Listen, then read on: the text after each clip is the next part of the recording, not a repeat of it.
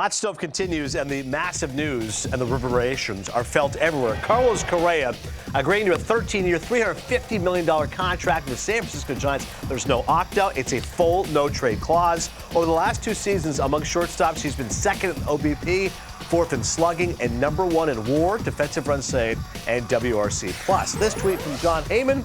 Twins made a decent try for Correa, offering close to $285 million for 10 years. Sheesh. The Twins will consider Dansby Swanson now. I'm with you on that. Yeesh. You think of Minnesota as a small market team. They signed Correa, which surprised everybody, to that 3-year deal, but had the opt-out after 1, which Correa clearly exercised. And I all along thought, Minnesota, they just can't hang. But 285, like they were still trying to make knocking a competitive on the door. Offer. Yeah. Big time. Yeah. So what does this mean now for Minnesota? They were a team, for much of the year, were in first place in a weak division, faltered late, now fell apart. You lose Correa. That's tough for that franchise.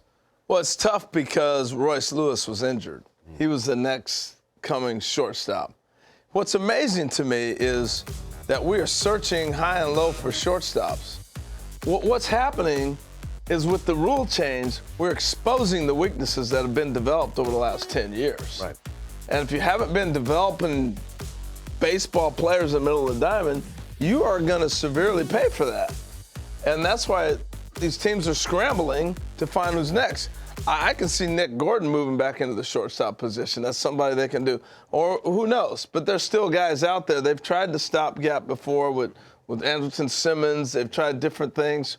I'm sure they'll figure it out. But I just find it interesting now that the Twins are not just the only team, but there's a lot of clubs lurking around trying to find those shortstops. Yeah, those guys got to make every play now with the shift coming. Let's bring back in our friend J.P. Morosi. Again, John, I just feel for the Twins because it was a shock when they signed Correa to a 3-year deal. He opted after 1. Now where do they go from here? Dansby Swanson or who else?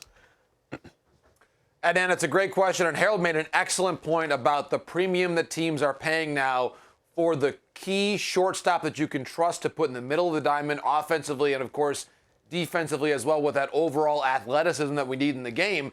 And that's where, from my perspective, if the Twins are going to choose between pursuing Swanson and pursuing Rodon, 10 times out of 10, I go Swanson. The reliability of a 162-game-a-year shortstop cannot be overstated. He would change this team and I think restore them at the very least the sort of reliability that they had with Carlos Correa over the final 4 months or so of the 2022 regular season.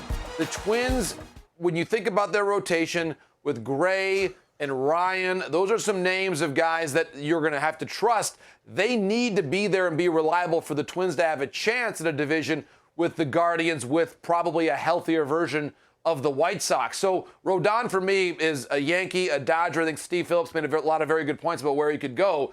I just see the Twins as really needing Swanson in a way that you look at that lineup we saw a moment ago on the screen. There is a gap, a yawning hole in the middle of the lineup, as you see it there, for someone of Swanson's capability. They needed certainly a bounce-back year from Kepler. Polanco was much better as a second baseman than he is as a shortstop. Reyes, you can certainly play him on either corner if you have to. They need a shortstop. And certainly the other component here, guys, and I'll send it back to you on this, Buxton's got to play 150, 155, somewhere in that range for the Twins to be a full 1 through 9 lineup. If the White Sox are going to be healthier, and the Guardians just added Josh Bell, Buxton has to be a superstar for 6 months, and they need a shortstop in Swanson if they want to find a way to keep pace. Yeah, 150. Just play 120. They'd be happy with that from Byron Buxton. He's obviously so talented, but tough to get him out there all the time. The always durable John Morosi. Thanks, JP. Thanks, guys. All the best. This Twins rotation right now, H, you're looking at Sonny Gray, Joe Ryan, Maley, Maeda coming off Tommy John, Ober. Like, that's not going to get it done. They let them down late in the season. Yeah, well, it was a tough year all the way around for them. And we'll see. I do like what JP said, though. Do you take the shortstop over the pitcher? And I'm saying, yeah, I can see that. You know, I don't know. It's a fun time seeing how these teams are putting things together. Mm-hmm. And you can clearly see, hey, what divisions are the big boys. Yes. The NL East and the NL West are the big boys. Yeah. You're going to come play in that. You better bring talent and money because it's a whole different game than everybody else. It just is. And to your point about do you get the player or the pitcher, as you've been saying, it's about time these position players are getting paid. These guys make 30 starts getting $43 million. Well, it's about time these guys play 162 and get paid. I agree. So, Game's changing. no question.